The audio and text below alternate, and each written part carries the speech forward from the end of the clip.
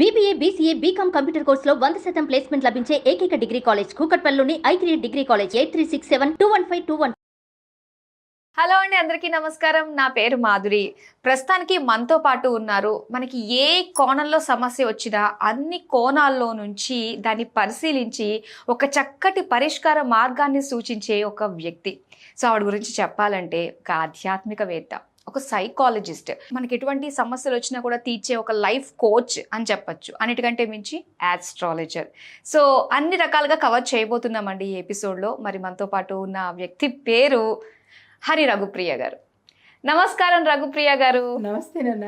ఇప్పుడు ఏంటంటే ఒక సైకాలజీ పరంగా కొన్ని క్వశ్చన్స్ అడుగుతాను. మీరు ఎలానో మీ సైకాలజిస్ట్ కాబట్టి సో మేము ఎక్స్పెక్ట్ చేస్తున్నాము. ఈ రోజుల్లో ప్రతి ఒక్కరికి కూడా అక్కర్లేని ఆవరణాలు అంటే డిప్రెషన్, స్ట్రెస్, ఈ రెండు ప్రతి ఒక్కరికి ఉంటున్నాయండి. ఈవెన్ చిన్నపిల్లలు కూడా స్ట్రెస్ తీసేసుకుంటున్నారు, డిప్రెషన్లోకి వెళ్ళిపోతున్నారు. అసలు ఇంత సర్వసాధారణం అయిపోయింది. మానవ సంబంధాలు సరిగ్గా లేకపోవడం వల్ల ఒకటి అనిపిస్తుంది. ఇంకా స్ట్రెస్ అంటే అసలు కుటుంబంతో ఉండకుండానే స్ట్రెస్లోనే బతుకుతున్నాము. అసలు దీని నుంచి బయటపడడానికి ఎలా అండి? మార్గం ఏమైనా ఉందంటారా? అసలు ఇప్పుడు ప్రతి ఒక్కళ్ళ చేతిలోనూ ఏముంటుంది నాన్న? స్మార్ట్ ఫోన్ కదా. అది మనం నిరంతరం క్యారీ చేస్తూ స్ట్రెస్ని మనలోనే పెట్టుకుని ఇంకా దాన్ని వదిలించుకోవడం ఎలా అనుకుంటాము? వదలబడదు. మన శరీరంలో పార్ట్ అయిపోయింది కదా అది. అవునా? మన శరీరంలో పార్ట్ అయిపోయింది. గతంలో అంటే ఇది రాక మునుపు ఒక్కసారి బిఫోరు ఆఫ్టరు చూద్దాం. యాజ్ అ సైకాలజిస్ట్గా చెప్తున్నాను. అయితే ఏంటంటే ఈ స్ట్రెస్, డిప్రెషను లోకి వెళ్ళిపోతున్నారు అంటే అదేదైనా ఒక గద కాదు. ఎక్కడికి వెళ్తుంది? అదేమైనా ప్రదేశమా? పోనీ అదేమైనా వేరే ప్రాంతమా? కాదు. మరి ఎక్కడికి వెళ్ళిపోతున్నారు వాళ్ళు? ప్రతి ఒక్కళ్ళని చూసినా ఏమంటారు? మేము డిప్రెషన్లోకి వెళ్ళిపోతున్నాం.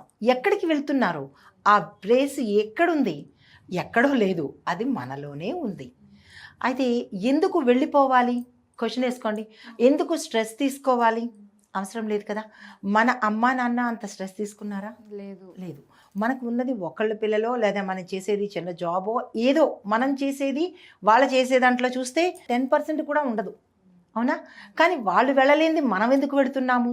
కానీ ఒక్కటి ఏంటంటే అండి, ఇప్పుడు మా అమ్మ వాళ్ళని చూసుకున్నట్లయితే, మా అమ్మ నాన్న వాళ్ళని, అమ్మ ఇంట్లో ఉంటుంది, నాన్న అంత పెద్ద మిడిల్ క్లాసే, అంతే. వెళ్ళి వచ్చేది పిల్లల్ని చదివించుకుని ఎలాగో ఒకలాగా వాళ్ళు కష్టపడి పెంచి అంతా అయిపోయింది. కానీ ఈ రోజుల్లో పిల్లల్ని చదివించాలంటే భార్య భర్త ఇద్దరు కష్టపడాల్సి వస్తుంది. పిల్లల్ని చూసుకోలేకపోతున్నాం, అదొక స్ట్రెస్. పిల్లలు ఆ రకంగా కూడా అరే మా అమ్మ నాతో ఉండట్లేదు, ఏదైనా షేర్ చేసుకుందాం అంటే బయటకు వెళ్ళిపోతుంది. ఈ రకంగా కూడా చాలా డిస్టర్బెన్సెస్ ఉన్నాయండి. ఆ డిస్టర్బెన్స్ ఎవరు క్రియేట్ చేస్తున్నారు నాన్న? మనకి మనమే కదా క్రియేట్ చేసుకుంటున్నాము. అంటే స్టెప్ బై స్టెప్ చెప్తాను.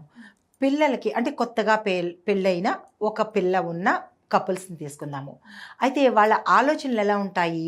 ఎప్పుడూ కంపారిజన్తోనే మనకి స్ట్రెస్ ఉంటుంది. కంపారిజన్ అనేది పెట్టకండి. దేనిలో పెట్టుకోవాలి కంపారిజను?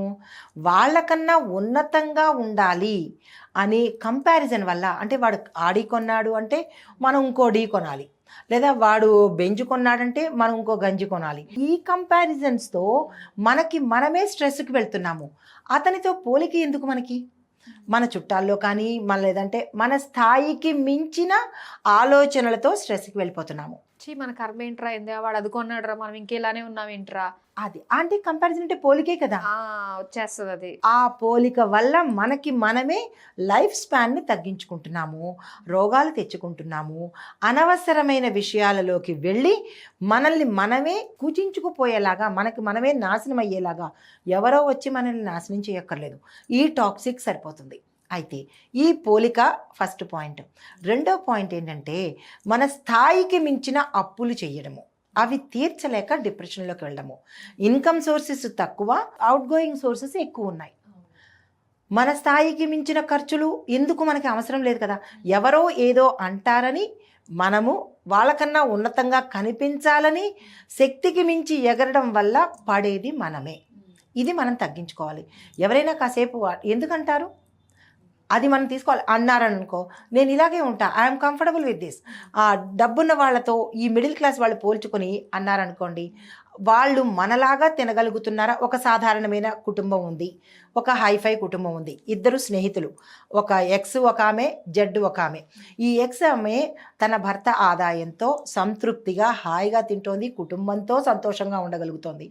ఈ జెడ్ అనే ఆమెకి అన్నీ ఉన్నాయి, కానీ స్థిమితంగా లేదు, నిద్ర లేదు, ఎవరేమనుకుంటారో అని 24 గంటలు అవతల వాడి కోసం ఎప్పుడైతే బతుకుతామో మనల్ని మనం కోల్పోతాము, మన కుటుంబాన్ని కోల్పోతాము, మన ఉనికిని కూడా కొన్నాళ్ళకి కోల్పోయే అవకాశం వస్తుంది. తర్వాత ఇమిటేషను, తనలాగా నేను ఉండాలి, తనలాగా నేను బతకాలి, తనలాగా బట్టలు వేసుకోవాలి, తనలాగా నేను స్టైల్గా ఉండాలి అని మనకి పూర్వం సామెత ఒక చెప్పేవాళ్ళు, పులిని చూసి నక్క పెట్టుకుంది. ఏ సామెతలోనూ ఎందులోనూ ప్రతిదీ మనకి పనికొచ్చేదే పెద్దవాళ్ళు పెట్టారు. పులి పులిలాగే ఉండాలి, నక్క నక్కలాగే ఉండాలి. ఏదో ఒక సమయంలో నక్క ఎంత వాతలు పెట్టుకున్నా పులిలాగా గర్జించలేదు కదా, పులిలాగా పరిగెత్తలేదు కదా. భగవంతుడు ఎవరి స్థాయికి తగ్గట్టు వాళ్ళకి ఇచ్చారు, అందులోనే ఉంటేనే తృప్తి ఉంటుంది, ఆనందం ఉంటుంది. మిడిల్ క్లాస్ వాడు హాయిగా ఉన్నంతగా హై క్లాస్ వాళ్ళు ఉండలేరు. ఎప్పటికప్పుడు వాళ్ళు ఏం చేయాలి? ఎదుటివాడి కోసం బతకాలి, తన ఉనికిని నిలబెట్టుకోవడం కోసం బతకాలి. అంటే తన ఉనికిని డే బై డే తన ఐడిని కోల్పోతూ ఉన్నాడు.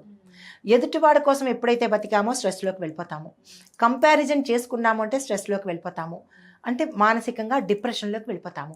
అది ఒక రోజు చెయ్యలేనప్పుడు అప్పుడు ఏమవుతాం మనం అంటే స్థాయికి తగ్గిపోయి నేను ఎందుకు పనికిరాను, ఇంకా నేను భూమి మీద ఉండవద్దు, ఆత్మహత్య అది ఈజీ అయిపోయింది.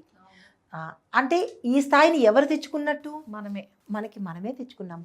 భగవంతుడు ఇచ్చిన స్పాన్ని, భగవంతుడు ఇచ్చిన స్థాయిని వదులుకుని మనం వేరే దానికి పరిగెత్తినప్పుడు ఏమవుతుంది? కానీ ఇంత స్ట్రాంగ్ మైండ్ సెట్ ఉండడం కూడా కొన్నిసార్లు అది మనకి ఏంటంటే అబ్బా ఇంక లేదులే అనిపిస్తుంది. కొన్నిసార్లు ఉండగలుగుతాం పట్టుదలతోటి.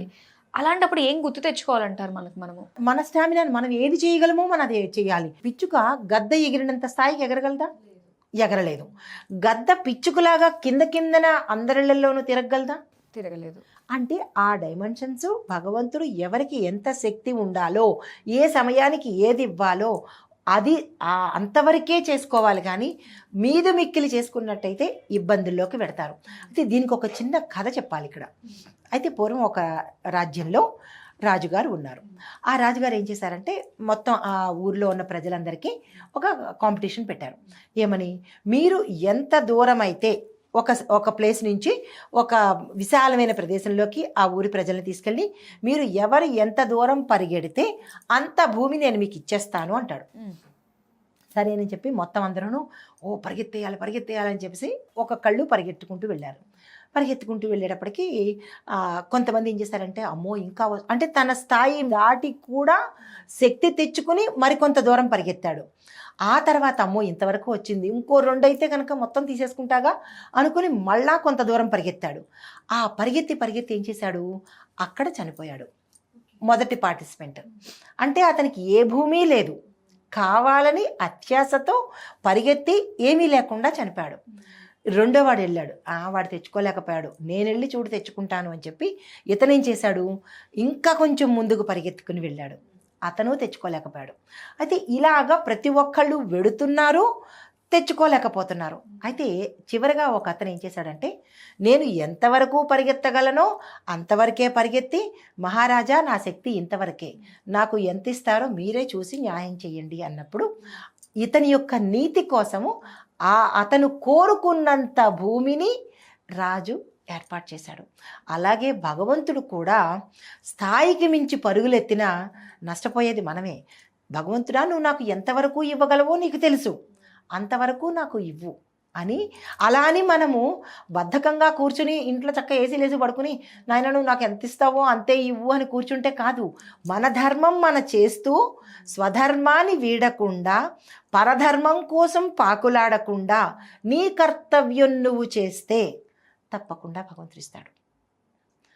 అది తప్పదు, ఇవ్వాలి, ఇస్తాడు. అప్పుడు మనకి రైట్ ఉంటుంది, నేను ఇలా చేశాను నువ్వు ఎందుకు ఇవ్వవు అని అడిగే హక్కు ఉంటుంది. అయితే మన ధర్మం ఏంటి?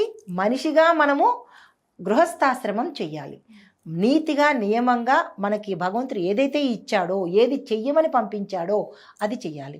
మన సంపాదించిన దాంట్లో కొంత దానానికి ఇవ్వాలి. అలా చేసుకుంటూ అంటే మన స్వధర్మాన్ని పాటించుకుంటూ, మనిషి ధర్మం ఏంటి?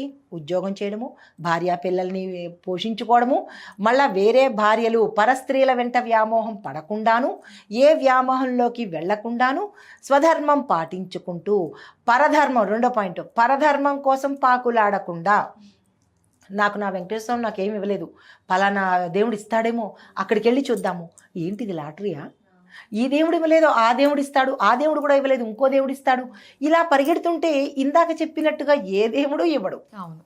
దీనికి ఒక కథ చెప్తాను తర్వాత. అయితే స్వధర్మం పాటించుకుంటూ పరధర్మం కోసం పరిగెలెత్తకుండా నీ కర్తవ్యాన్ని నువ్వు నెరవేర్చుకుంటే నేను ఇస్తాను. బద్ధకంగా ఏసీలో పడుకుంటే ఇవ్వడు. మన ధర్మం మనం చేసుకోవాలి. చేస్తే వెనకాలే వస్తుంది, రాకుండా పోయేది లేదు, అది వస్తుంది. కానీ అంతవరకు మనకి తాపత్రయం ఆగదు కదా. వెంటనే దీపం పెట్టిన వెంటనే అక్కడ బస్తాలు పడాలి గుమ్మల్లో, అది ఎలా వస్తుంది? మనం చేసుకున్న దాన్ని బట్టి వస్తుంది. సో ఇవన్నీ చేసుకున్నట్టయితే ఇంకా స్ట్రెస్ ఎక్కడుందమ్మా? తర్వాత మనం స్ట్రెస్ని క్యారీ చేసేది మన మొబైల్లో.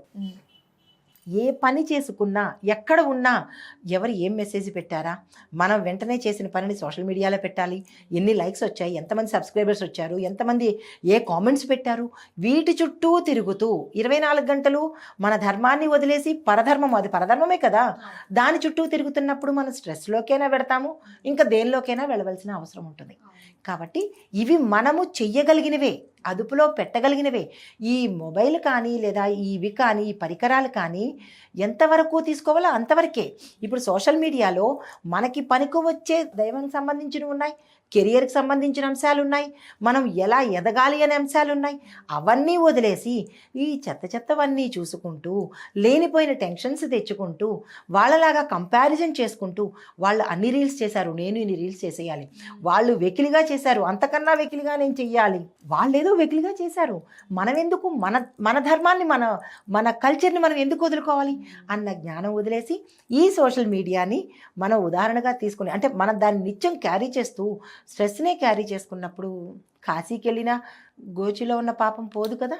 కాబట్టి దీన్ని ముందు వదిలించుకుంటే మనం స్ట్రెస్లోంచి బయటకు వస్తాము. ఆత్మహత్యలు కాదు, భగవంతుడు మనకి పూర్ణాయుష్ ఎంతవరకు ఇచ్చాడో అంతవరకు బతికి చూపించాలి.